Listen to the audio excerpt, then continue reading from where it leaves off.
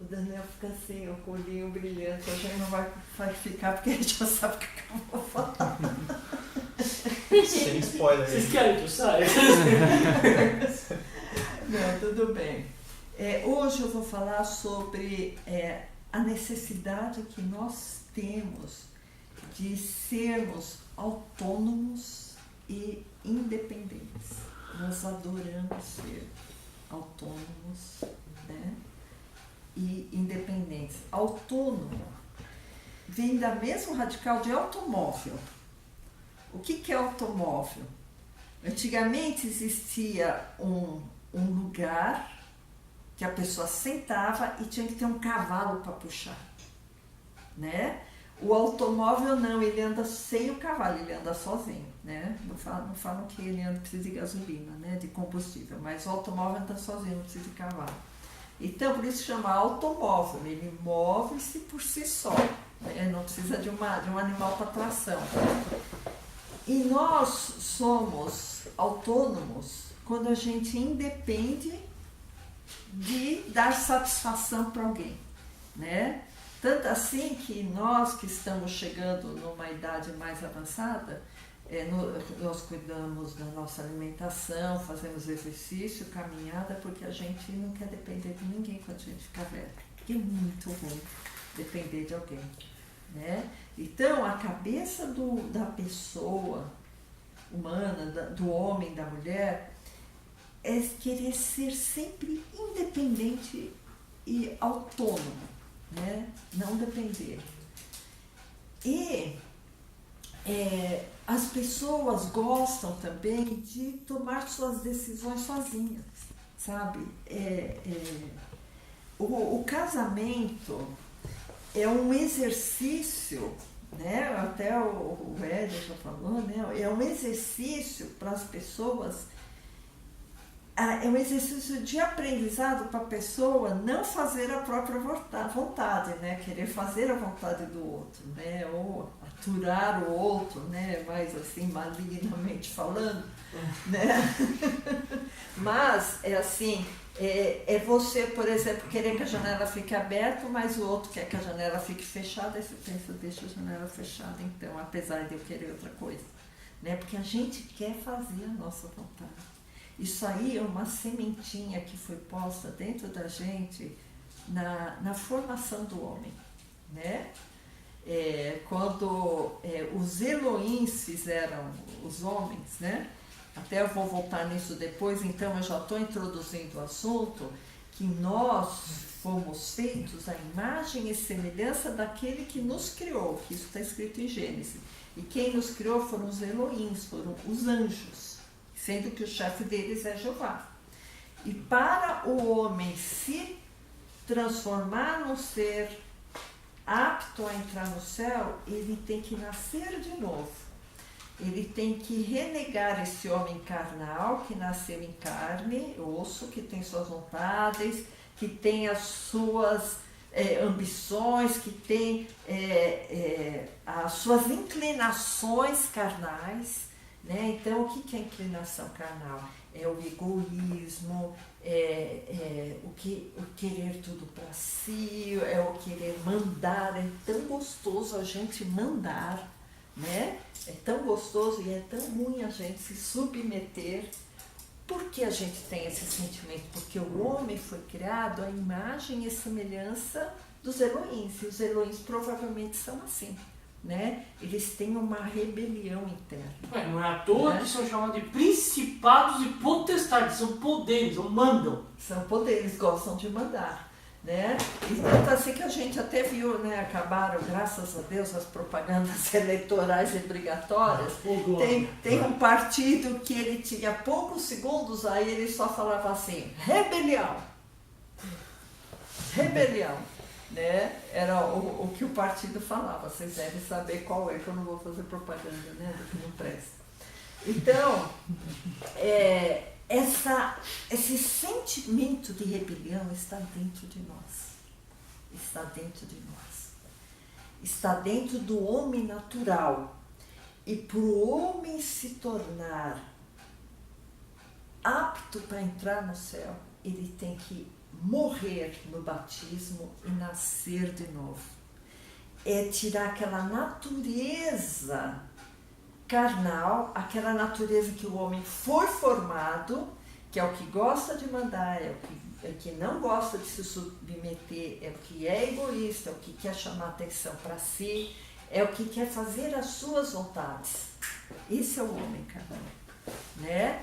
Tanto assim que dizem assim, você quer conhecer uma pessoa, dá poder para ela. Essa frase é do Abraham Lincoln. É a frase do Lincoln, né? Por quê? Porque quando a pessoa não tem nada que possa mandar, não tem poder, é aquele trabalhador humildezinho, está lá no cantinho só limpando o chão, ele é quietinho, ele é bonzinho. Agora você pega aquele mesmo cidadão, põe ele para mandar, para gerenciar. Aí você vai ver quem ele é. Se ele realmente é humildezinho ou se ele, quando tem o poder, vira um tirano, né? Porque tem aquela natureza interna. Então a gente não gosta de se submeter. Isso é da natureza humana, né? Daí a importância do batismo. Tá? Daí a importância do batismo, porque no batismo você declara publicamente, e não só diante dos homens, mas diante dos principados e potestades e todas as potências celestiais, que você morreu para o seu velho dono, os anjos que te criaram, e você vai ser um homem nascido de novo, ou uma mulher nascida de novo. Essa é a importância do batismo. É um novo nascimento. É negar o que você era, do jeito que você foi criado, e é um ato espiritual, importantíssimo na vida do cristão. Eu acho que é importante deixar claro que a gente acredita que você está caminhando nisso no seu raciocínio, mas existe uma linha teológica que insiste em afirmar que o batismo é um símbolo, tá? Eu estava até discutindo isso outro dia com o Deve ser combatido. Deve ser combatido. Isso é absolutamente mentira, irmãos. Em primeiro lugar, não existe essa palavra dizendo que o batismo é um símbolo na Bíblia. Não, esse versículo, Inventares 1:1. Não existe. Heresias, capítulo 1, verso 1. Enfim, vai, continua aí. Brincadeiras à parte, tá? Isso não existe, inventaram isso, tá? O batismo não é símbolo. Segundo, símbolo é aquela coisa, né? Eu escrevo a palavra Bíblia. Aqui está escrito bíblico, mas escrevo a palavra Bíblia. A palavra Bíblia simboliza Bíblia. É Bíblia? Não, não é. É uma palavra. Então, simboliza. Qualquer símbolo que você escreva, por exemplo, você desenha o símbolo da cruz. É a cruz de Cristo? Não, mas simboliza a cruz de Cristo, certo? Então, batismo não pode ser símbolo. Batismo é realidade. É uma coisa real, como a Eliette acabou de dizer, ela falou a palavra certinha. É um ato espiritual, mas é um ato, não é um símbolo. Vocês estão entendendo? As coisas na Bíblia, às vezes eles falam muito, a Bíblia às vezes fala muito de figuras. Tal coisa é figura, tal. Batismo não é figura, batismo é realidade. É verdade, é um ato. Vocês estão entendendo? Então, não pode confundir. Se alguém perguntar o que é batismo, batismo é um ato público por meio do qual eu declaro diante das pessoas que me veem e dos principados e potestades que me veem que eu não sou mais deste mundo, que eu sou de Cristo. Inclusive o pastor fala, né? Eu te batizo para que você possa entrar no reino de Deus, né? Porque é uma ação muito importante na vida da pessoa que quer ser cristã. Sim, perfeito. Né? Então, eu queria assim, fazer algumas perguntas para vocês, para a gente poder pesar assim, o quanto nós estamos gerenciando nossas vidas, né? Chega alguém e fala assim, Serginho, o que você vai fazer a semana que vem? Ainda não veio. Você pode falar, eu vou no banco, eu vou fazer uma viagem, eu vou vender um equipamento para fazer uma massagem na perna, né? Bom, Zé, o que você ia fazer se você ganhasse uma boa herança? O que eu ia fazer? Nossa, não sei, eu ia fazer um monte de coisas. Não sei se eu ia viajar, ia ajudar as pessoas. Tá. Deixa eu fazer uma pergunta para Raquel. Raquel, por que idade você vai se casar? Depende. Nossa, senti uma pressão agora. Meu Deus, ficou bem pesado. Depende.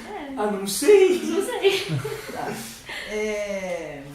Matheus, o que você leva em conta para fazer uma amizade na faculdade? Uma amizade verdadeira. Isso. Qualquer tipo de relacionamento eu levo em conta no que a pessoa acredita. Se a pessoa é cristã, isso conta muito pra mim.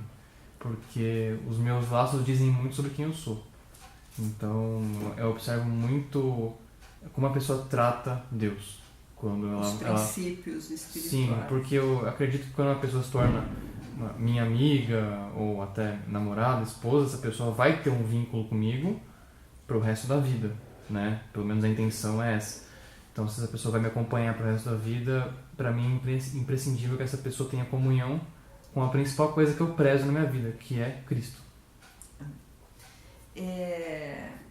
Richard, o que você pensa assim pro seu futuro? Meu futuro? Bom. Tive que aspectos. A pergunta geral, mas. Assim, geral? profissional. Profissional? Não sei isso, filho. Bom, deixa eu Não ver. sei. Profissional, eu quero me doutorar Gente, não tem mais. em matemática. Também. Pronto. O Daniel não vou perguntar porque é covardia. Então, porque você já sabe o final da história, tá? Você já sabe o propósito. Eu já sei. Eu fiz uma porção de perguntas para vocês, certo?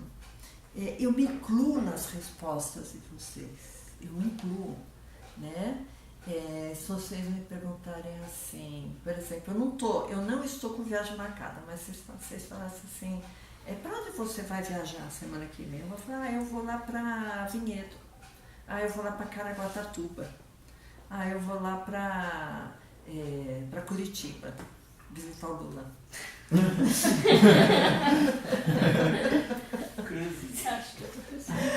Então, eu estou fazendo os meus planos. Isso denota a minha escolha, certo?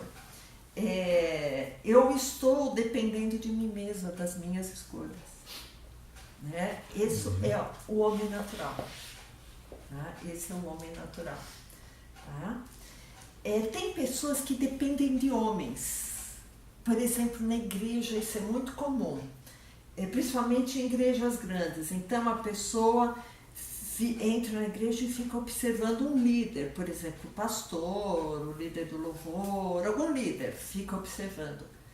Se a pessoa pisou na bola, de alguma maneira, a pessoa se escandaliza e sai da igreja. Então a dependência dela não está em Cristo, a dependência dela está em outro homem. A primeira pergunta que eu fiz, eu quis dizer que nós dependemos das nossas escolhas, tá? Estamos dependendo de nós mesmos. A segunda posição, que eu não vou me delongar muito, senão não termino, eu quero terminar. A segunda posição é depender de outras pessoas.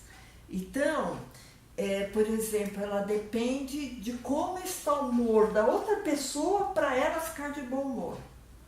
Ou ela depende de situações, né? Depende de circunstâncias. Então, dependendo das circunstâncias, ela tem fé em Deus. Poxa, minha vida está bem, eu estou com salário bom, a minha despensa está cheia. Eu tenho uma fé tão grande em Deus, Deus cuida tanto de mim. Aí outra pessoa está desempregada, está dependendo de doação de alimento, está com aluguel atrasado. Aí a pessoa fala, Deus não existe. Se Deus existisse, eu não estava nessa situação.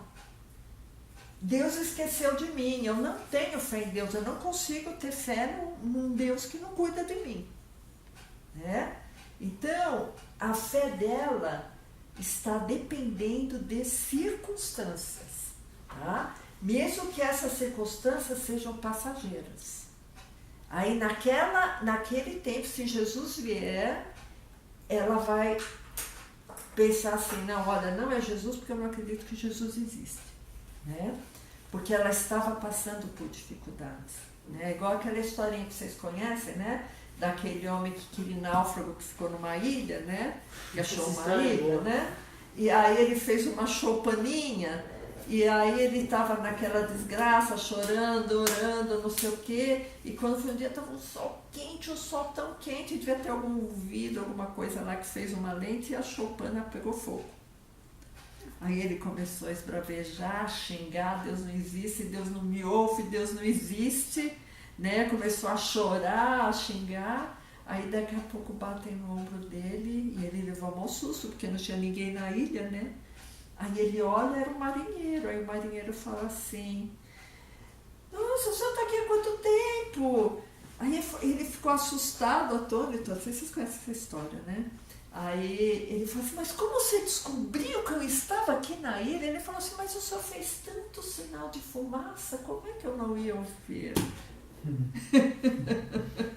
Eu conheço uma história parecida, que é assim, né? O cara, ele tava num barco, aí o barco naufragou, ele se agarrou num barril lá, ficou segurando, aí, Senhor, me salva, Deus me salva. O cara tinha tanta fé, de repente passou um navio assim, né?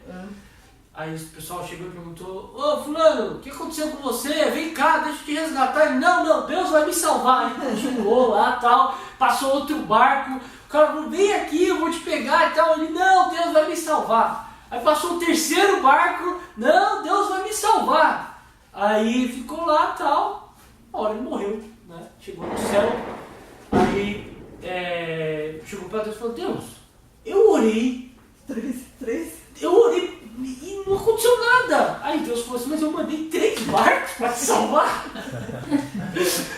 Então, acho que a gente tem que aprender melhor, né, os caminhos de Deus, né? Bom, então, eu queria que vocês abrissem Mateus 14. A gente vai ler um pedaço bem grande, que é um pedaço, assim, que eu gosto muito dessa parte de Mateus, que é sobre Pedro, né? Mateus 14, 22. E logo ordenou Jesus que os seus discípulos entrassem no barco e fossem adiante para o outro lado, enquanto despedia a multidão. E despedida a multidão, subiu ao monte para orar à parte. E chegada já à tarde, estava ali só. E o barco estava já no meio do mar, açoitado pelas ondas, porque o vento era contrário. Então, irmãos, vocês imaginam os discípulos num barquinho, que os barquinhos na época de Jesus vai ser um barquinho muito fraquinho, e açoitado por um vento, como esses homens deviam estar assustados e pensando assim, por que Jesus mandou a gente entrar nesse barco, que ele devia saber que vinha uma tempestade e a gente está aqui. E Jesus está lá, belo folgado, orando lá em terra firme, e a gente aqui nesse sufoco, né? Então vamos continuar. Né? Você vendo como a gente, assim, o natural da gente é ficar questionando Deus, né? Mas à 4ª vigília da noite, dirigiu-se Jesus para eles, andando por cima do mar. E os discípulos, vendo-o andando sobre o mar, assustaram-se dizendo, é um fantasma, e gritaram com medo. Então, irmãos, isso aí realmente acontece. Quando a pessoa ela está numa situação difícil, às vezes Jesus está vindo, está fazendo um milagre na frente dele e a pessoa não consegue enxergar que é Jesus, né? E tão apavorada que às vezes a pessoa está. Jesus, porém, lhes falou logo, dizendo: tende bom ânimo, sou eu, não temais. Olha, Jesus, a história da choupana, né? O cara ficou esbravejando porque a choupana pegou fogo e foi a única possibilidade daquele navio lá longe ver o sinal de fumaça, né? E respondeu-lhe Pedro e disse: Senhor, se és tu, manda-me ir ter contigo por cima das águas. Ó, o Pedro aqui. O Pedro sempre foi muito ousado, né? Mas esse aqui é uma ousadia misturado assim com uma dúvida, né? Será que é Jesus mesmo, né? E Pedro, ele tinha uma coisa muito interessante, ele tinha uma sinceridade de coração, Pedro, sabe? Ele era um cara muito sincero. Jesus, porém, lhes falou, e respondeu Pedro e disse: Senhor, se é tu mesmo, manda-me ir ter contigo por cima das águas. E ele disse: vem, Pedro. E Pedro, descendo do barco, andou sobre as águas para ir ter com Jesus. Nesse momento, Pedro não pensou, ele agiu por fé. Ele não agiu por vista, ele não olhou em circunstâncias, né? Foi aquilo que eu falei, a minha dependência são das circunstâncias, né? Naquele momento, Pedro não olhou na água, ele estava olhando lá para Jesus. Então ele começou a caminhar sobre as águas, ele começou a fazer o impossível. Fisicamente, né? Nas leis da física, o que ia acontecer? Ele tinha que submergir, mas ele estava olhando para Jesus. E isso acontece em muitas oportunidades, irmãos.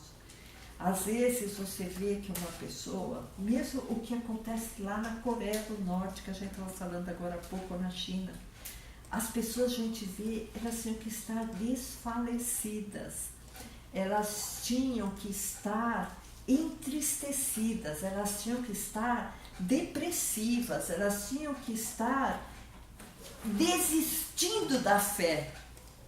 Mas elas não estão olhando nas circunstâncias.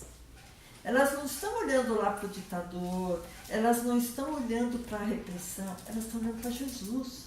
E elas estão lá no culto se alegrando. Elas estão lá no culto presenciando milagres. Porque se elas não tivessem se alegrando, se Deus não tivesse revestindo-as com unção espiritual, revestindo-as com poder, revestindo-as com transformação interna, jamais elas iriam arriscar as próprias vidas e as vidas dos entes queridos delas para seguir a Jesus. Elas estão olhando para Jesus, aquelas pessoas. Elas não estão olhando para as circunstâncias. Naquele momento, elas fizeram exatamente o que Pedro fez. Olha para Jesus e começa a andar sobre as águas. Né? Por isso que a gente assim fica bobo, né? Pensar como que essas pessoas suportam o que elas sofrem, como elas suportam tamanha repressão, tamanho medo, mas elas suportam, porque elas estão olhando para Jesus, olhando para Jesus. Mas, sentindo o vento forte, Pedro teve medo e, começando a ir para o fundo, clamou dizendo: Senhor, salva-me. Quando que Pedro começou a submergir? Quando ele parou de olhar para Jesus, começou a olhar para a circunstância. Poxa, isso aqui está tão difícil. Poxa, esse meu problema é tão grande. Poxa, as coisas não vão mudar. Olha, irmãos, está assim, praticamente certo que o regime político não, mas a ideologia política do Brasil vai ser mudada. Quando que a gente pensou que isso ia acontecer? Mas muita gente orou. Muitas igrejas oraram por isso. E crendo, talvez, até no impossível, pensar quando que essa ideologia de esquerda vai mudar. Então, as pessoas estão assim muito esperançosas e eu espero que isso se concretize. A gente não sabe exatamente o quanto vai se concretizar, mas a gente... Acabou, o Bolsonaro ganhou. Nós fomos. Então, nós esperamos que muita coisa mude, né? porque o Brasil estava caminhando por um regime de esquerda que a gente não sabe quais vão ser as consequências.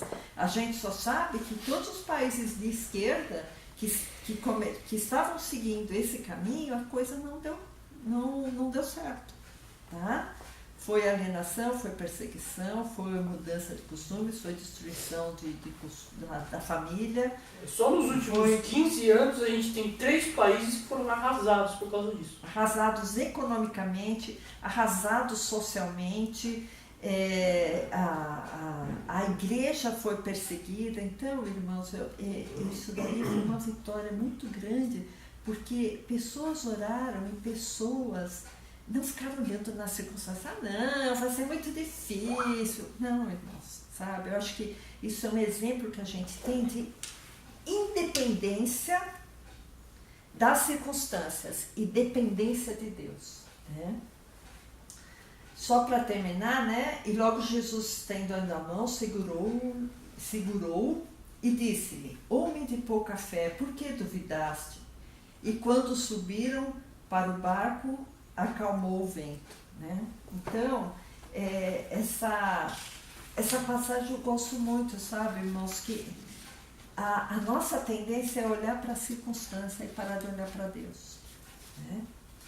Então, o mais legal de tudo isso é que nós podemos nos comunicar com Jesus sem mediação, né? A Bíblia não contempla mediação a partir do Novo Testamento.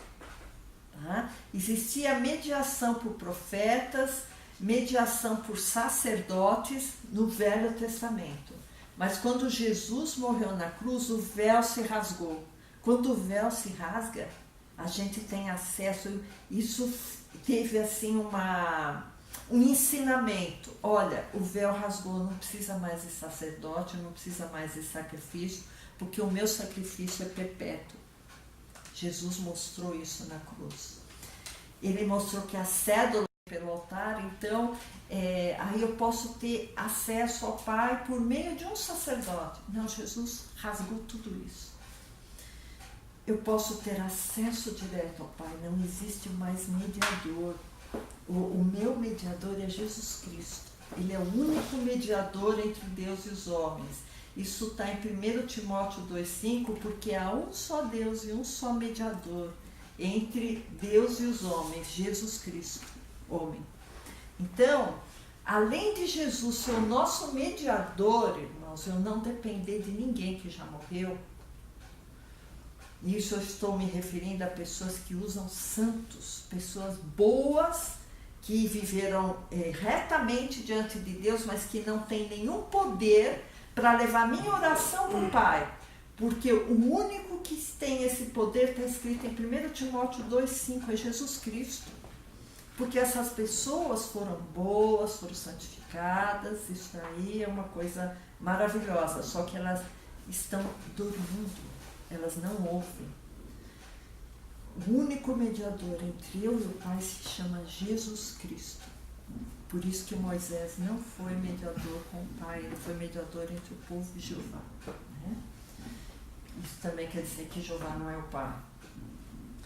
Como também temos uma outra ajuda, além do mediador ser Jesus Cristo, que ele está a todo momento com os ouvidos abertos, com os olhos abertos. Nós temos o Espírito Santo, e o Espírito Santo intercede por nós. Às vezes a gente está tão fraquinho, irmão. Isso aí deve ter acontecido já com todo mundo. Está assim, numa amargura tão grande que vai orar, ajoelha e não consegue orar, chora. Eu acho que isso já aconteceu com todo mundo. E em Romanos 8:26, fala assim: e da mesma maneira também o Espírito ajuda as nossas fraquezas, porque não sabemos o que havemos de pedir como convém, mas o mesmo Espírito intercede por nós por gemidos inexprimíveis. Então, irmãos, olha a profundidade disso. O quanto é bom a nossa dependência com Deus. Nós temos um mediador que está... Eu não vou colocar o meu dispor, porque isso aí seria uma palavra muito feia. Mas, a qualquer momento que eu precisar, eu posso recorrer a Ele. E, além disso, nós temos o Espírito Santo, que foi deixado por Jesus, quando Ele subiu ao céu, Ele deixou o Espírito Santo do Pai. E esse Espírito Santo intercede por mim. Às vezes eu não sei nem o que pedir, mas o Espírito Santo intercede por mim. Aliás, uma parênteses, por isso que é importante, no meu entender, é muito importante a oração em línguas, né? Lá em Judas, Judas 20. Abre aí, Richard, coloca Judas 20. Pode ler, quando ele coloca. Judas 20, ó. Mas vós, amados, edificando-vos a vós mesmos sobre a vossa santíssima fé, orando no Espírito Santo, conservai a vós mesmos no amor de Deus. Então, quer dizer, a edificação do cristão, ela se dá através da fé, da nossa fé, mas ele fala que isso acontece continuamente enquanto oramos no Espírito Santo. Orar em línguas faz parte da edificação do cristão na fé. E o cristão, muitas vezes, já aconteceu comigo, muitas vezes, às vezes ter um problema diante de mim e eu não sei nem falar para Deus, eu não sei nem como expor o problema. Eu começo a orar em línguas. Porque aí quem vai fazer esse pedido para Deus, quem vai fazer a intercessão é o Espírito Santo. E, irmãos, é uma coisa sobrenatural o que acontece quando se ora em línguas com esse propósito. Tem um problema, você não sabe como apresentar a Deus, solta a sua língua. É promessa, está escrito na Bíblia. É promessa de Deus. Solta a sua língua, você vai ver que Deus vai falar através de você. Você não vai nem precisar fazer esforço. E volta lá, Romanos 8, 27. Eu achei importante. Continuação do que eu falei agora. E aquele que examina os corações sabe qual é a intenção do Espírito. E é ele que, olha que coisa, segundo Deus, intercede pelos santos usando a sua boca. Você vê que coisa fantástica. Às vezes você não sabe o que está falando, mas você está intercedendo por alguém. Sim. Glória a Deus. Então, irmãos, a gente viu o quanto é importante a gente depender de Deus e não olhar para a circunstância. Né? Porque o olhar para a circunstância gera em nós ansiedade. Porque as circunstâncias, na maioria das vezes, são adversas. Tá? No mundo tereis aflições. Né? A continuação, né? Mas tem de bom ânimo, eu venci o mundo, Jesus falou, mas no mundo nós temos aflições. Não tem uma criatura nesse mundo que não tem aflição. Né? Eu acho que até o príncipe Harris, que casou agora, cabelinho vermelho. Eu sempre confundo os nomes. Acho que é isso. Que é Harry.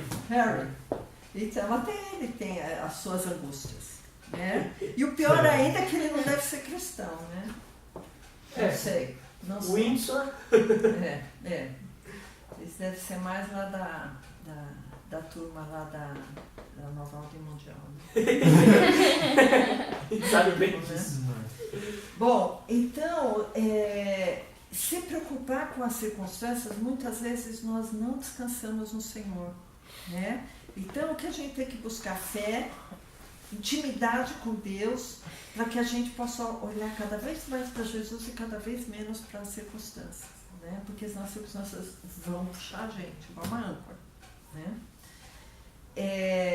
Em Mateus 6, de 25 a 34, fala muito sobre isso, sabe? Sobre o cuidado que às vezes a gente emprega muita energia para ficar se preocupando com circunstâncias, né?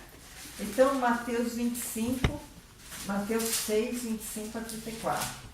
Por isso vos digo, não andeis cuidadosos quanto à vossa vida, pelo que haveis de comer ou pelo que haveis de beber, nem quanto ao vosso corpo pelo que haveis de vestir.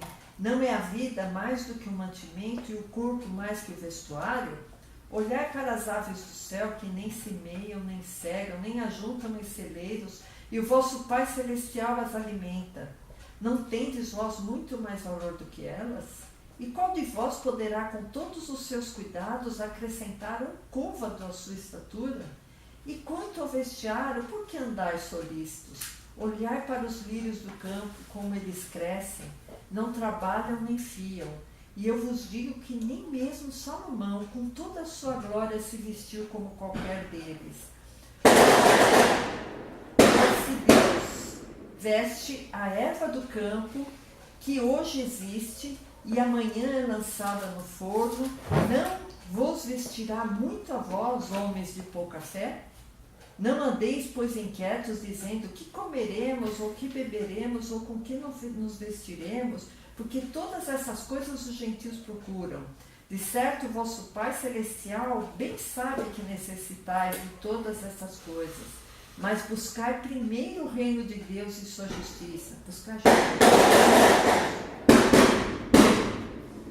Bom, irmãos, se esse vídeo for visto daqui muito tempo é porque hoje o Bolsonaro ganhou. E o Dória. Por isso os fogos. O Dória também ganhou. O Dória ganhou? Dória ganhou. Tá. Não, mas o Bolsonaro ganhou. Olha, eu vou declarar meu voto. Estadual eu votei nulo. Ah, é? Eu votei nulo. Eu estadual. fiquei entre a cruz e a espada, eu não sabia em quem escolher. Acabei Aí você escolhendo. acelerou, né? Não, eu acelerei, escolhi o Dória porque eu pensei assim, tudo bem, tem os escândalos e tal, mas o comunismo é pior. Você foi no menos pior. É, Não vos inquieteis, pois, pelo dia de amanhã, porque o dia de amanhã cuidará de si mesmo. Basta cada dia o seu mal. Então, irmãos, isso é uma coisa que a gente sente muito, é a ansiedade pelo futuro. Ah, será que vai acontecer? Será que eu vou passar nessa prova? Será que esse exame que eu fiz vai dar alguma coisa? Será que a minha aposentadoria vai dar para eu sobreviver? Será que o meu filho vai acontecer alguma coisa? Então a gente fica se penitenciando com uma ansiedade horrorosa por coisas que às vezes não aconteceram, né? E é por isso que aqui está falando, basta cada dia o seu próprio mal, viva esse dia. Entrega o seu caminho ao Senhor. eu gosto do que ele fala no começo, não andeis ansiosos. Essa expressão, não andeis ansiosos, vai lá, 25. Quanto à vossa vida, olha isso. Só essa frase aí já mata todo o problema, né? Não ande ansioso, busca o reino de Deus, o resto é na mão de Deus. Né? O resumo de tudo.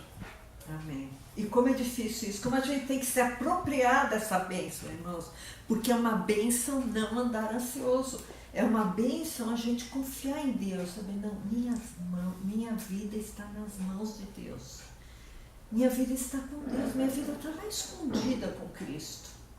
Como é gostoso a gente saber disso, né? Mas aí entra um vermezinho no nosso cérebro e começa a cutucar, né? A falta de fé, falta de confiança, eu vou depender das circunstâncias. Não, irmãos, vamos depender de Deus. Essa é a nossa dependência, né? Então, eu vou chegar no versículo principal agora, da razão dessa pregação, que me fez desenvolver esse pensamento, esse estudo, né?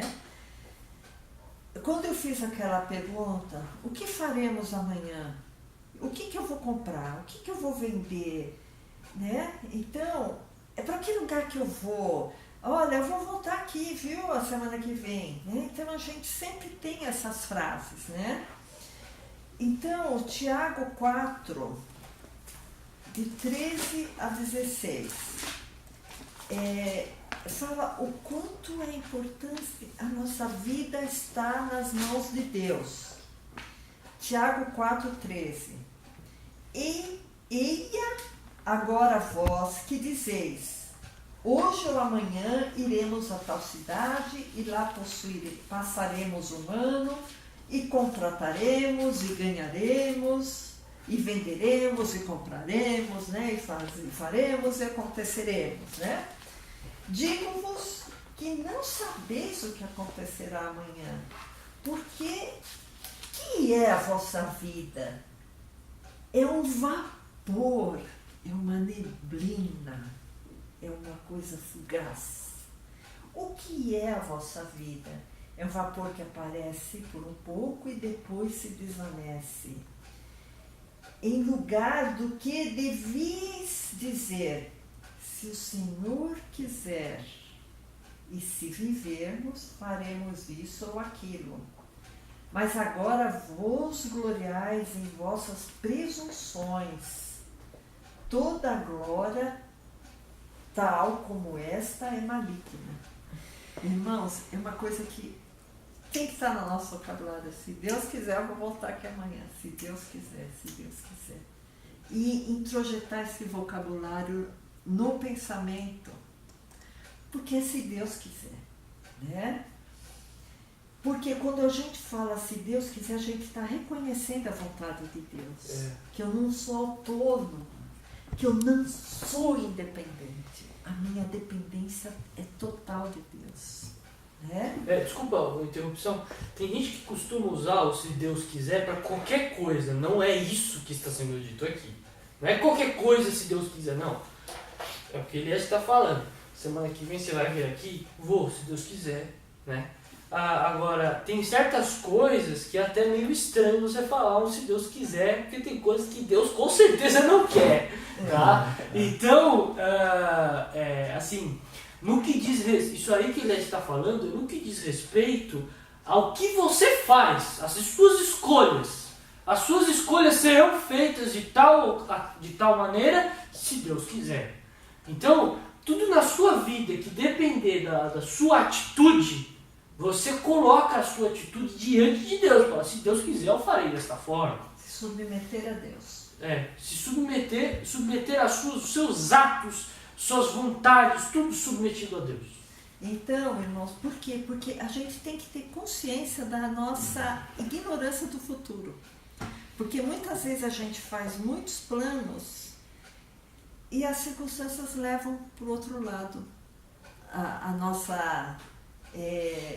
O nosso modo de agir ou de querer, ou as circunstâncias vão totalmente do outro lado. Por quê? Porque a nossa dependência não é do que vai acontecer, a nossa dependência é de Deus, né? E a gente sabe, isso aqui é importante que eu escrevi, que eu esqueci de falar, a nossa ignorância sobre as prioridades da nossa vida é tão grande, porque às vezes a gente está seguindo um curso, não, eu vou fazer o curso da vida, tá? Não é o curso de inglês, é o curso da vida. A gente está seguindo o curso da vida e a gente começa a decidir muitas coisas do nosso futuro que não deveria ser decidida, tinha que estar nas mãos de Deus. E muitas vezes acontece uma doença ou até uma morte na família que muda totalmente, né? A situação. Como eu vou me determinar perante aquela situação? Né? Você quer falar alguma coisa, Sérgio? Não. É a minha vida. Então, irmãos, e tem uma passagem aqui que eu achei muito interessante, que igualou a rebeldia à imprudência. Estranho, né? Nivelar a rebeldia com a imprudência. Está em Lucas 1, de 13 a 17. Lucas 1, de 13 a 17, que inclusive eu vi uma coisa hoje aqui que eu estava analisando, que eu estava estudando, que eu nunca tinha visto. Aliás, eu tinha visto e tinha achado estranho, mas hoje eu acho que eu consegui decifrar o porquê dessa frase, vocês vão ver. Mas o anjo disse a Zacarias, né? Zacarias foi o pai de João Batista. Não temas, porque a tua oração foi ouvida, e Isabel, tua mulher, dará à luz um filho, e lhe porás o nome de João. Esse aqui foi João Batista. E terás prazer e alegria, e muitos se alegrarão no seu nascimento, porque será grande diante do Senhor. E não beberá vinho, nem bebida forte, e será cheio do Espírito Santo, já desde o ventre de sua mãe. e converterá muitos dos filhos de Israel ao Senhor seu Deus. Irá diante dele no espírito e virtude de Elias para converter o coração dos pais aos filhos e os rebeldes à prudência dos justos, com o fim de preparar ao Senhor um povo bem disposto. Bom, eu sei que aqui ele está se referindo muito mais a Jeová, ao reino de Jeová, do que ao reino de Jesus. O que eu achei muito legal disso aqui, irmãos? Quando ele fala assim, converter, né, os rebeldes à prudência, quer dizer que a rebeldia à prudência, como eu falei para vocês, o que é a rebeldia? A rebeldia é você não se submeter. Isso aí equivale a ser imprudente. E a Bíblia fala que nós temos que ser prudentes, né? Sede simples como os pombos e prudentes como as serpentes. Nós temos que ser prudentes. E aqui, vocês veem que esse último versículo está igualando a rebeldia à imprudência.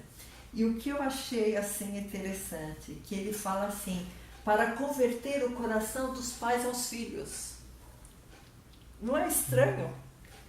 Porque geralmente a gente esperaria converter o coração dos filhos aos pais, né? Por quê? Porque o coração dos pais já estava cheio de saber, né? Os pais já conheciam tudo, eu sei tudo, né? Só que para você entrar no reino de Deus, você tem que ser como uma criança. O que é uma criança? Uma criança tem humildade para aprender. Quem chega no reino de Deus, não, eu já sei tudo. Com orgulho e não tendo simplicidade para aprender, não vai entrar no reino de Deus. Porque o reino de Deus exige a simplicidade. Eu não sei nada, eu vou ter que aprender com meu filho. E olha que para o pai pensar isso, eu vou ter que aprender com meu filho? Por quê? Eu sei muito mais que meu filho. Mas João fala, não, olha, você vai ter que...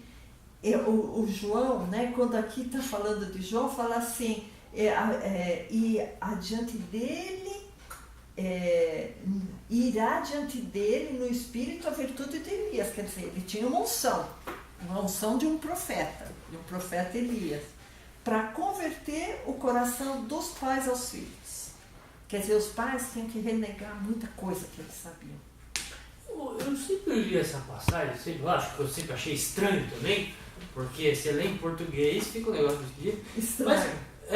Mas eu sempre entendi que era para fazer converter os corações dos pais e dos filhos, ou seja, tanto dos pais quanto dos filhos, dos pais aos filhos, entendeu? Não, ele ia falar dos pais e dos filhos. Não, dos pais aos filhos, ou seja, tanto os corações dos pais até os corações de um dos ao filhos. outro, né? Entendeu? Era isso que eu entendia. E quando ele fala da prudência, que aqui, ó, eu estou vendo, comparando duas traduções, né, a Corrigida Fiel fala e os rebeldes à prudência dos justos. Aqui na Nova Versão Internacional tá os desobedientes à sabedoria dos justos, né? Então, a rebeldia cai muito mais aqui, porque a rebeldia quer dizer que você não está dependendo. Né? Sim. E eu acredito que os pais se convertendo o coração aos filhos é um aprendizado novo que ele vai ter. Entendi. Faz sentido. Porque isso o Jesus veio trazer aos judeus. Uhum. Ele veio trazer uma nova aliança. Eles tinham que renegar tudo que eles tinham aprendido no Velho Testamento, sobre os sacrifícios, sobre Jeová, sobre o ministério dos anjos. E eles tinham que ter um novo nascimento para aprender coisas novas. Né? Sim, sim. Então os pais tinham que renegar tudo. Bom, então, irmãos, o que a gente já viu. Temos que ter dependência de Deus para as nossas decisões, para decidir sobre nossa vida. E aí, eu quero piorar ainda mais a situação. Como é que eu posso decidir sobre a vida de um terceiro? Se nem sobre minha vida eu posso decidir. Como que eu posso decidir sobre quem vai morrer, quem não vai morrer, quem vai ser abortado, quem não vai ser abortado, ou quem vai sofrer uma eutanásia, ou quem não vai ser apressado à morte? Se eu não posso nem decidir sobre minha vida, se eu tenho que me subjugar ao Pai. Por isso que a célebre frase, meu corpo, minhas regras, é satânica. Essa frase é satânica. Porque as regras são de Deus. Então, olha a gravidade em se praticar um aborto. Eu estou arbitrando, eu estou decidindo, eu estou julgando em quem deve morrer e quem não deve morrer. Eu estou me colocando no lugar de Deus, porque é Deus que tem que decidir quem vai morrer e quem não vai. E não eu, o homem. Esse é o maior pecado de rebeldia que possa existir, porque a pessoa está se colocando no lugar de Deus. Nossa, hora voa. Então, irmãos, Hebreus 12, 2 e 3. Tá? Então, isso aqui eu só dei essa pincelada, eu teria muito para falar, mas a hora voa. Eu só quero dizer, é um pecado inominável eu querer decidir sobre a vida de uma pessoa, e aí nesse pacote entra também pena de morte. Tá? Eu sou favorável a que o preso tem que trabalhar para se manter, eu sou favorável à prisão perpétua se a pessoa causa um dano irreversível à sociedade e o cara é irrecuperável, tem gente que é recuperável. Então, para a proteção da sociedade, ele tem que ficar preso a vida toda. Não são todos os casos, mas alguns casos são. Agora, a pena de morte não, porque nós não somos deuses para decidir sobre a vida de outra pessoa, a menos que exista risco de vida próprio, né? Então, entra um bandido armado até os dentes na casa de uma pessoa, ela tem direito a uma legítima defesa, né? Bom, Hebreus 12, 2 e 3. Olhando para Jesus, autor e consumador da fé. Então, vamos olhar para Jesus, né? O qual, pelo gozo que lhe estava proposto, suportou a cruz, desprezando a afronta, e assentou-se à destra do trono de Deus. Considerai, pois, aquele que suportou tais contradições dos pecadores contra si mesmo, para que não enfraqueçais, desfalecendo em vossos ânimos. Então, irmãos, quando você quiser desfalecer, olha para Jesus. Aqui está dizendo, ele é o autor, consumador da minha fé. Ele suportou tudo, suportou todas as contradições. E ele fez isso para que eu não desfaleça no meu ânimo, né? Rebelião, assim, o versículo na Bíblia que mais lembra a rebelião quer dizer, eu sou independente. Deus tem o caminho dele, mas eu tenho o meu. Esse é rebelião. O que a gente vê mais na Bíblia, o paralelismo da rebelião, está em Isaías 14, de 12 a 15, que fala justamente de Lúcifer, né, se rebelando. Então, Isaías 14, 12 a 15. Como caíste desde o céu, ó Lúcifer? Olha, irmãos, a gente não sabe exatamente quem é esse Lúcifer. Se é Satanás ou se é o próprio Jeová. Que Satanás foi criado em Gênesis 3:1. E era a serpente a mais astuta de todas as animalhas do campo que o Senhor Jeová tinha feito. Isso é Gênesis 3:1. Então, Jeová fez a serpente aqui na terra para a queda do homem. Jeová e Satanás andam juntos, as obras são muito semelhantes. Por isso que nós cremos pela Bíblia, por todas as passagens bíblicas que provam que o Pai e Jeová não têm nada em comum, né? Então, esse Lúcifer tem muito mais características de Jeová do que Satanás, porque Jeová, ele estava no início com o Pai, e Satanás nunca esteve com o Pai. Satanás só esteve com Jeová, por exemplo, em João 6, né? Vieram os filhos de Jeová perante ele, né? E entre esses vieram de... Se for o João. Jó. Jó 1,6. Jó 1,6. Bom, então, Isaías 14, 12.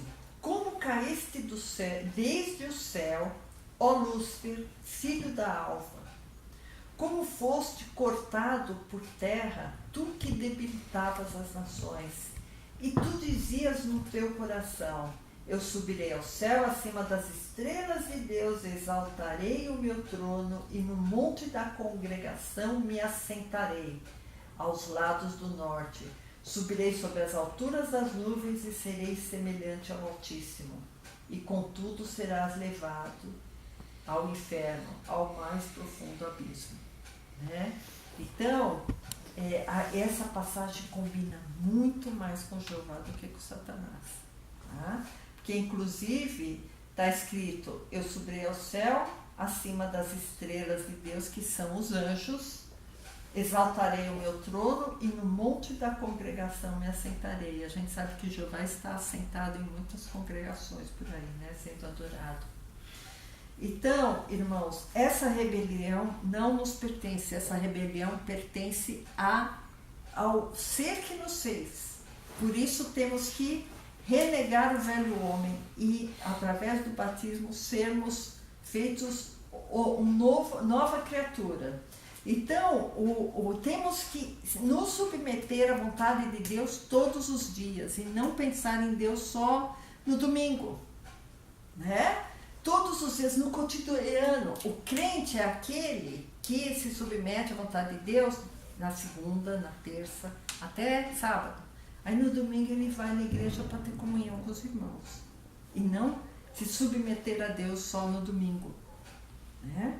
Se submeter à vontade de Deus. Eu vou lá na igreja para saber qual é a vontade de Deus. Não, eu tenho que ter intimidade com Deus. Eu tenho que conhecer a vontade de Deus. Eu tenho que orar a Deus. Eu tenho que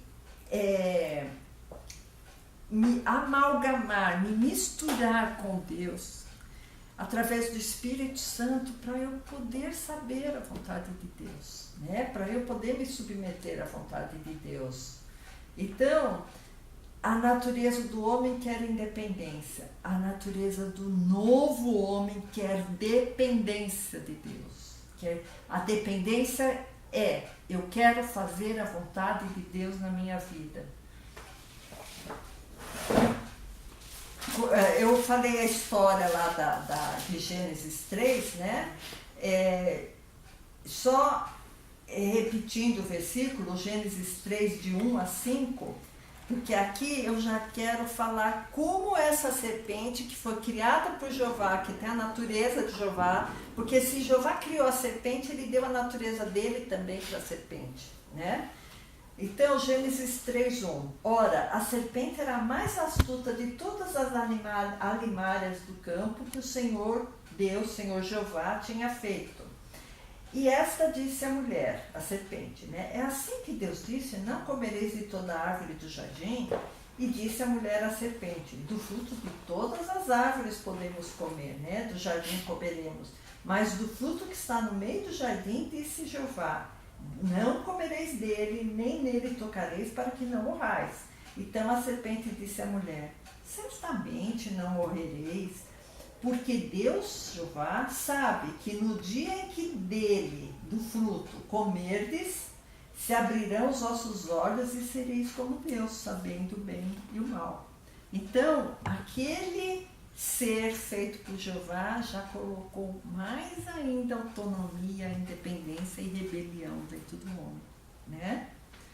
A mesma coisa aconteceu com Babel, tá? Aqui eu vou correr mais um pouquinho para terminar, porque o horário já está adiantado. Gênesis 11 fala da Torre de Babel. A Torre de Babel é a mesma coisa. Dizem, eu não sei exatamente se isso procede, mas dizem que os homens começaram a construir aquela torre, que eles queriam alcançar o céu, que eles queriam pedir satisfação de Jeová, porque Jeová tinha feito o dilúvio. Se não me engano, essa história, ela vem da tradição dos judeus.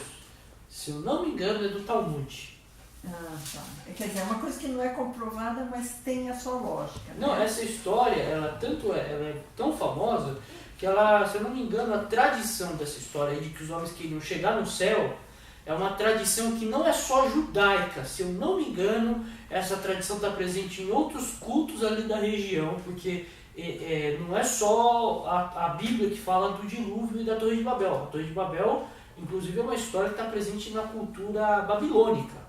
Então, se eu não me engano, é uma tradição mais antiga, mas essa tradição existe. Então, Gênesis 11:3. Disseram uns aos outros, eia, esse eia está a segunda vez, hein? Façamos tijolos e queimemo-nos bem, e foi-lhes o tijolo por pedra e o betume por cal. E disseram, eia, edificamos nós uma cidade, uma torre, cujo cume toque nos céus, e façamo-no um nome, para que não sejamos espalhados sobre a face da terra. Então desceu Jeová para ver a cidade e a torre que os filhos dos homens edificavam. E Jeová disse, eis que o povo é um, e todos têm uma mesma língua. Isto é o que começam a fazer agora. Não haverá restrição para tudo que eles intentarem fazer. Eia, desçamos e confundamos ali sua língua. Então, Jeová viu que os homens estavam unidos e iriam fazer outras coisas talvez piores, né? Porque existe uma coisa chamada presunção, né? Presunção é você ver uma situação e tomar decisões de acordo com o que você está vendo. Isso aí é presunção, né? Presumir é tirar conclusões, aí está no dicionário, tirar conclusões baseadas em indícios. Indícios é o que a gente vê, né? Então, o cristão, ele não pode andar por presunção, porque presunção você está tomando decisão do que você está vendo. E Deus quer que a gente tome decisão dependendo da vontade dele, né? A gente tem que parar de olhar para as circunstâncias, para se desesperar, para ficar ansioso, para tomar decisão, irmãos. A nossa dependência tem que ser de Deus. Tiago 4,16 fala assim, mas agora vos gloriais em vossas presunções. Toda glória tal como esta é maligna. Isso aí. É maligno a gente ficar presumindo, ficar tomando decisões a respeito de indícios, né? Porque a gente não está dependendo de Deus. Porque a gente constrói muitas vezes um mundo baseado em valores materiais. Por isso que algumas igrejas ensinam que eu tenho que ter dinheiro para eu ser independente, para eu ter bem-estar, para eu ter garantia no futuro. E isso eu estou presumindo, né? Então, a minha dependência é do dinheiro e não de Deus, né? Ter dinheiro, irmãos, não é pecado. É diferente de ter dinheiro e depositar minha confiança no dinheiro, ou ter amor ao dinheiro, ou fazer de tudo. Falto na igreja, não converso com os irmãos porque eu tenho que ter dinheiro. Eu tenho que comprar casa na praia, eu tenho que comprar carro, eu tenho que viajar a minha vida inteira, e aí eu esqueço de Deus, né? O princípio bíblico, é claro, da história do jovem rico, também da passagem de 1 Timóteo 6, que fala sobre os ricos. Eles caem em laço porque o amor ao dinheiro é a raiz de todos os males. O jovem rico amava mais as suas posses do que o reino de Deus. Se ele amasse mais o reino de Deus, ele tinha vendido tudo e dado aos pobres, né? Então é bem por aí. Por isso que em Mateus 6, 24, você está por aí já? Mateus 6, 24 fala assim, ninguém pode servir a dois senhores, porque ou há de odiar um e amar o outro, ou se dedicará a um e desprezará o outro. Ninguém pode servir a Deus e a Mamon. Mamon é o Deus do ouro e da prata. Esse nome Mamon é o Deus do ouro e da prata. Então você não pode servir ao Pai e a Jeová, porque eles são antagônicos, né?